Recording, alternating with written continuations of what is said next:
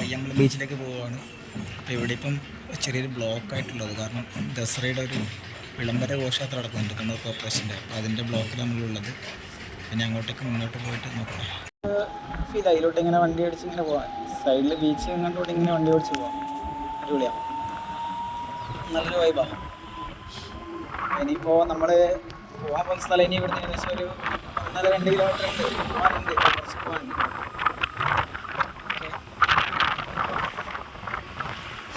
കാറിന് ഓവർടേക്കാൻ തോന്നുന്നു.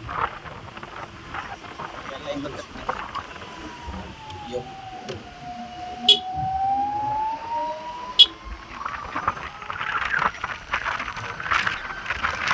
അത്യാവശ്യം നല്ല ആൾക്കാർ ഉണ്ടാകുന്ന ബീച്ച് തന്നെയാണ്.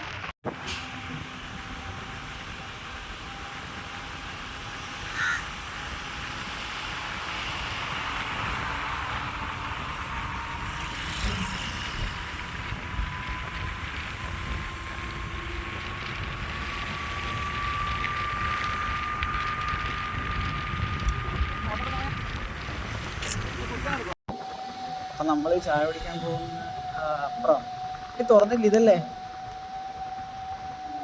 അടിപൊളി. ഇതല്ല അപ്പുറം, നമ്മൾ സോറി അപ്പുറം നമ്മൾ എത്താനായി. ഏതാണ് സ്ഥലം? നല്ല സ്പോട്ടാണ്, കുഴപ്പമില്ല, അത്യാവശ്യം നല്ല കടിയൊക്കെ കിട്ടുന്നില്ല. ഓക്കെ,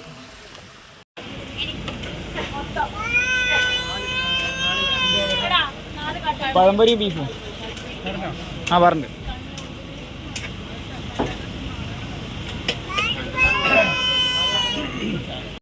പഴംപൊരി ബീഫ് ഉണ്ടല്ലാണ്.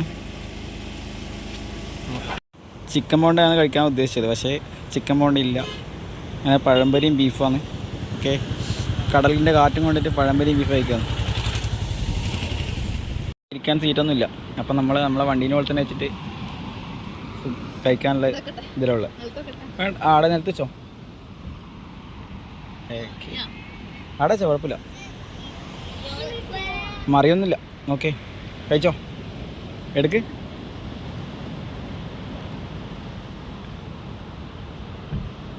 ടേസ്റ്റ് ഉണ്ടോയെന്ന് പറയണേ, എങ്ങനെയുണ്ട്, കൊള്ളാവോ?